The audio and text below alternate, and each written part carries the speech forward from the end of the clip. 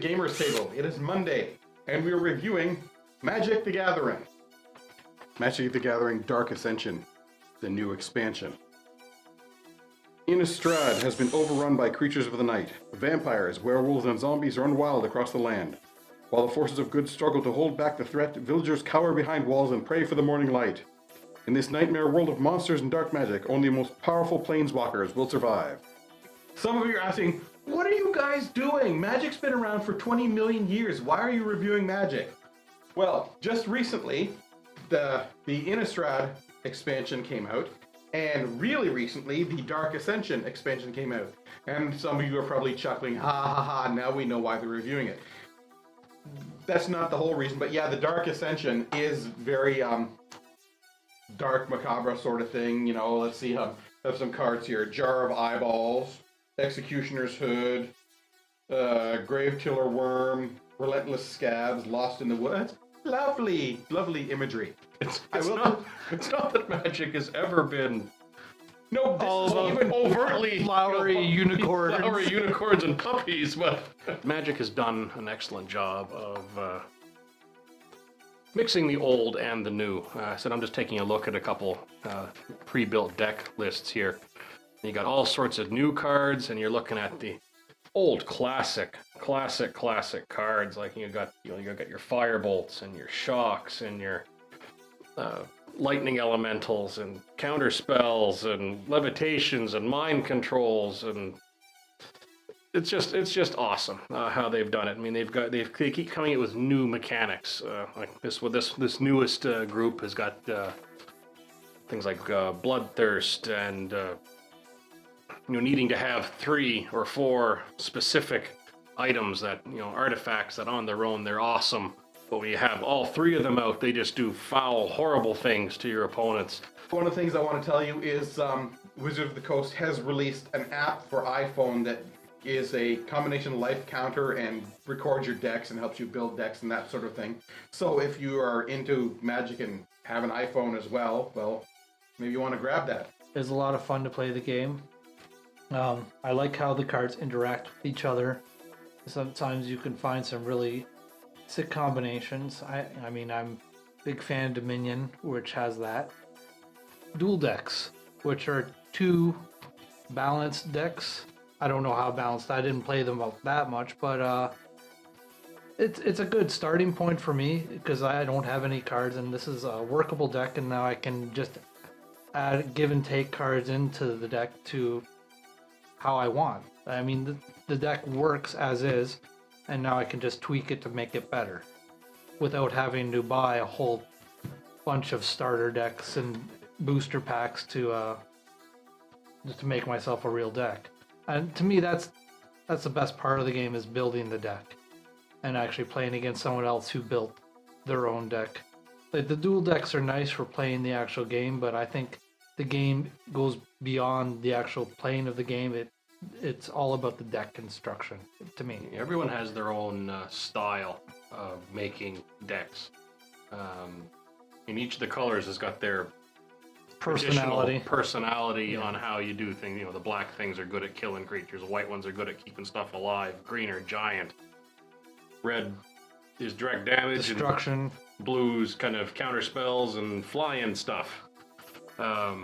That's the generic terms, but I always liked building decks that were not the standard thing. I'd like to make gigantic creatures that are all black, and green decks that are full of nothing but squirrels. This was good times for me. So this is a new expansion that is following the Planeswalker idea that sort of revitalized Magic a few years ago.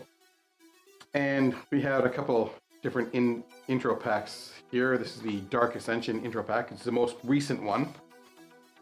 And as usual, they give you the deck of cards, the starting deck, and included with these boxes also one booster pack that you can possibly combine new cards with it.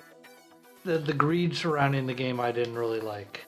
And that has nothing to do with the game, because I really like the game.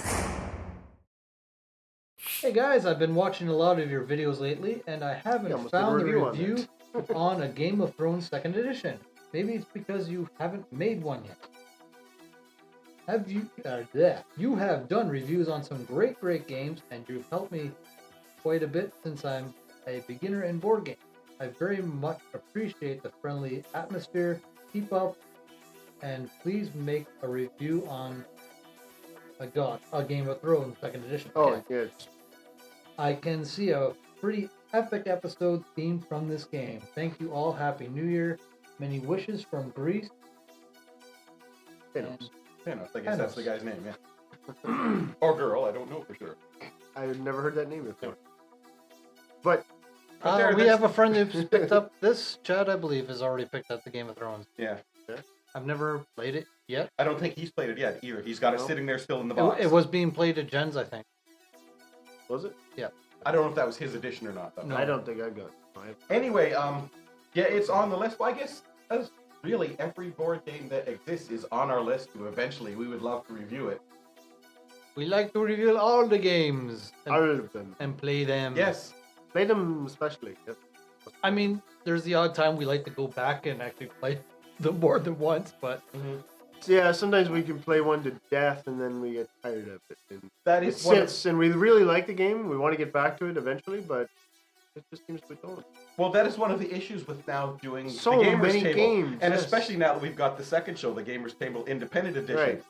Right. It sounds like out there it'd be a wonderful thing, but we have to play new board games all the time. Mm-hmm.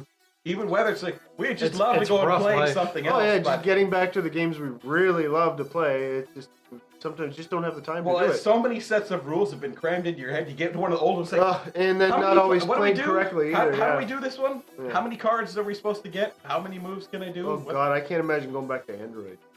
Oh.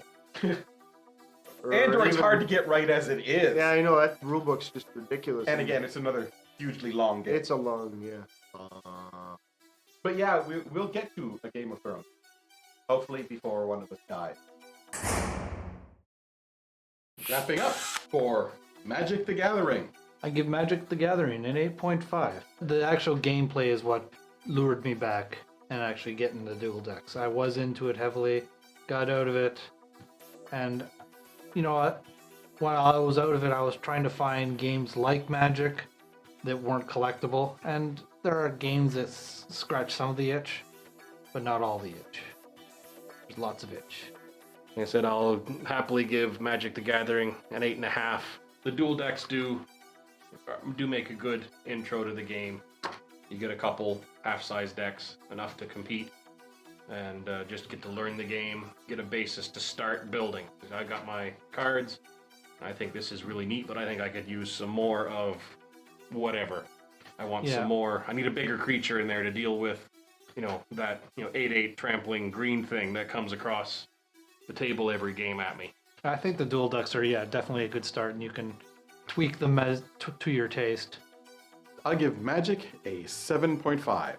Somebody else built a really good deck. Good way to learn how to do it is build something that can counter it. Yeah. And make him eat his hat. Yeah, the dual decks, they're a nice way to get people who have been out of Magic for a while back into, or to get new players into it, because it's everything you need right there. It's sort of like the Planeswalker deck. It's like, here is everything you need.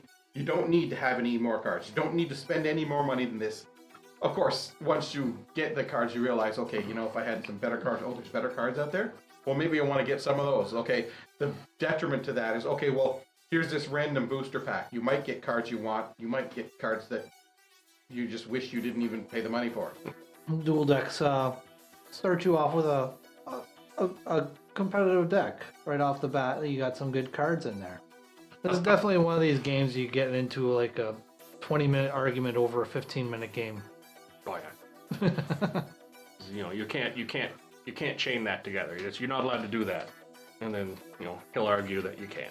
But Oh yes, it's competitive for sure. it's bringing back the memories. Now I remember why I got rid of all my cards. So that's it for another episode of the Gamers Table. Tune in next week for another review of another game. Because that's what we do. And that's what Ken says. That's what they do.